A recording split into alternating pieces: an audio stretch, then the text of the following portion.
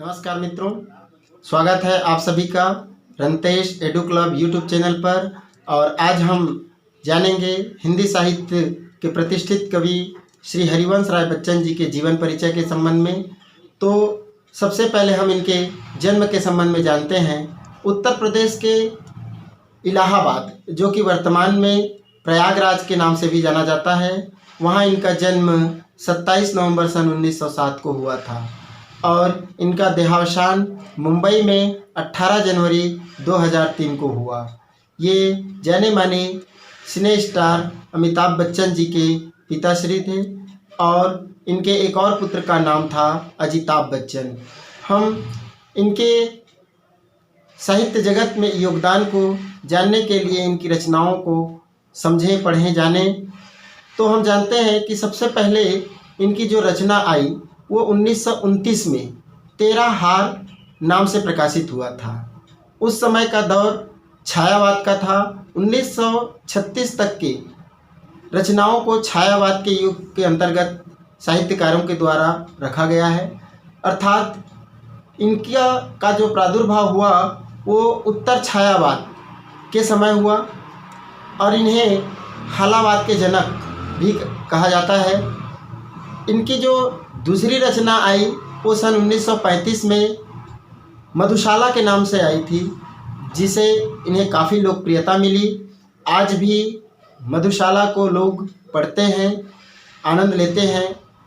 उसके बाद 1938 में मधु कलश और मधुबाला नाम से भी इनकी रचनाएं आई।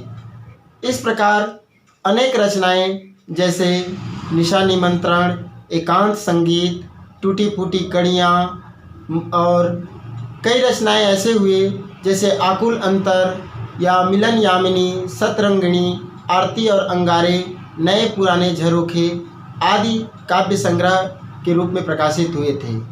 इनकी पत्रिका जिनको इन्होंने प्रकाशित किया था वह प्रणव पत्रिका था और एक रचना बुद्ध का नाच घर के नाम से भी आया था। इन्होंने कुछ डायरी लेखन भी किया जिसका नाम था प्रवासी के डायरी। तो केवल काव्य में ही नहीं बल्कि गद्य अर्थात कथा साहित्य में भी इनकी रुचि रही है और इन्होंने अपने आत्मकथात्मक जो लेख लिखे आत्मकथा के रूप में, जिसे 4 खंडों में बांटा गया है। पहला खंड, जिसे हम क्या भूलूं क्या याद करूं के नाम से जानते हैं, ये सन 1969 में प्रकाशित हुआ था। उसके बाद 4 खंडों के अगली कड़ी में आता है वह है नीड़ का निर्माण फिर से, ये 1970 को प्रकाशित हुआ। फिर बसेरे से दूर, ये 1977 में। और अंतिम माने चौथा आत्म कथा उनका था 10 द्वार से सोपान तक, ये 1985 में प्रकाशित हुआ। न केवल डायरी लेखन, आत्मकथा लेखन, बल्कि अनुवाद विधा में भी इन्होंने अपनी लेखनी चलाई और 3 किताबों का उन्होंने अनुवाद किया, जो है हेमलेट, आपको याद आ जाएगा, यदि आप हेलमेट को याद करेंगे तो हेमलेट याद आ जाएगा, जनगीता और मैकबेथ।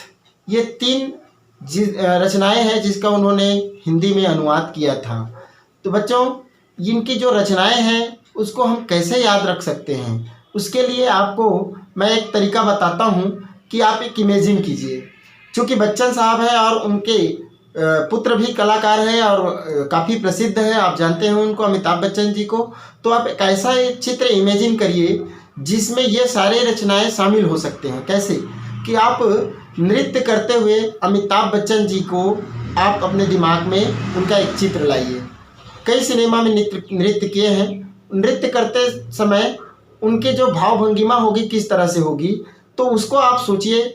और उसके ऊपर एक, जैसे जादूगर या तूफान फिल्मों में उन्होंने क्या किया था, ऊपर से शरीर में एक शॉल जैसे, लोई जैसे एक कपड़ा भी रखा था, आपको याद होगा तो उसको आप शाल मान लीजिए, या शाल ओढ़े हुए अमिताभ बच्चन जी का आप इमेजिन करिए। उससे क्या होगा, देखिए बहुत सारी रचनाएं जुड़ती जाएगी। एक तो नृत्य करते हुए शाल ओढ़ करके या उस तरह से तूफान वाली, और उसके सिर पर मान लीजिए आप एक कोई कलश जैसा एक ऐसा पात्र रख दीजिए। इस तरह का चित्र इमेजिन करते जाइए। उनके हाथों में एक लिफाफा रखवा दीजिए, एक हाथ में रख लीजिए और एक हाथ में पत्रिका। तो इस तरह से आप देखेंगे छोटी पत्रिका हाथ में लिए हुए नाचते हुए कौन दिख रहे हैं हमें? अमिताभ बच्चन जी। उनके सिर पर क्या है? कलश है। तो उससे आपको बहुत सारी रचनाएं जैसे याद आ जाएगी। अब नृत्य करते हुए है माने एकांत संगीत। कोई आदमी एकांत में ही अभ्यास करता है, तो एकांत संगीत में ही आदमी नृत्य करता है ना, तो उससे आपको याद आ जाएगा एकांत संगीत। ठीक है। उसके बाद हम आते हैं ऊपर से नीचे की ओर। तो सबसे पहले ऊपर में आता है एक कलश। तो कौन से कलश है? उसमें मधु भरा हुआ है। मधु माने मदिरा। तो उस कलश का नाम हम कह दें तो आ जाएगा आपको मधु कलश। ठीक है।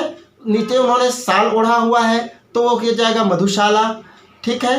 तो मधुशाला, मधु कलश और मधुबाला। कोई हीरोइन रही उस समय के मधुबाला के नाम से, उनका भी आप साइड में फोटो का इमेजिन कर सकते हैं। तो मधुबाला के साथ अमिताभ बच्चन जी नृत्य कर रहे हैं। उनके सिर पर मधुशाला है, यानी मधु का रस, मधुरस, यानी उस समय माना जाता था मदिरा को। मधु कलश, मधुशाला और फिर उसके बाद आ गया आपका मधुबाला, या बाल से भी आप जोड़ सकते हैं। कलश के नीचे बाल है तो मधुबाला। निमंत्रण पत्र है उनके हाथ में, एक लिफाफा, आप उसको इमेजिन करिए तो हो जाएगा निशा निमंत्रण। और एक हाथ में उनकी पत्रिका है जिसका नाम है प्रणव पत्रिका।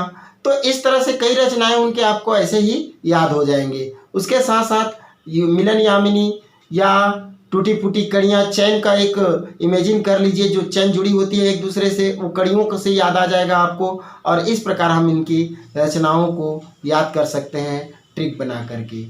मैं आपको बताऊं कि इन्हें दो चट्टानें, इनकी जो रचना हुई उसके लिए सन 1968 में 1968 में साहित्य अकादमी पुरस्कार से भी सम्मानित किया गया था। और सन 1976 में स्वर्गीय हरिवंश राय बच्चन जी को उनके साहित्य के क्षेत्र में उनके योगदान को देखते हुए सरकार के द्वारा पद्म भूषण से भी सम्मानित किया गया था। ये सन 1942 से लेकर के 1952 तक, माने 10 वर्षों तक इलाहाबाद विश्वविद्यालय में प्राध्यापक के रूप में कार्य किए। उसके बाद विदेश सेवा में भी हिंदी को आगे बढ़ाने के लिए इन्होंने अपना योगदान दिया। इनकी कविताओं को जब आप पढ़ेंगे तो आपको उमर खयाम जी, एक फारसी कवि रहे, उमर खयाम जी की मस्ती, उनकी रुबाइयों का, एक रुबाइयाँ एक छंद है एक तरह का, तो उमर खयाम जी की रुबाइयों जैसी मस्ती भी आपको देखने को मिलती है।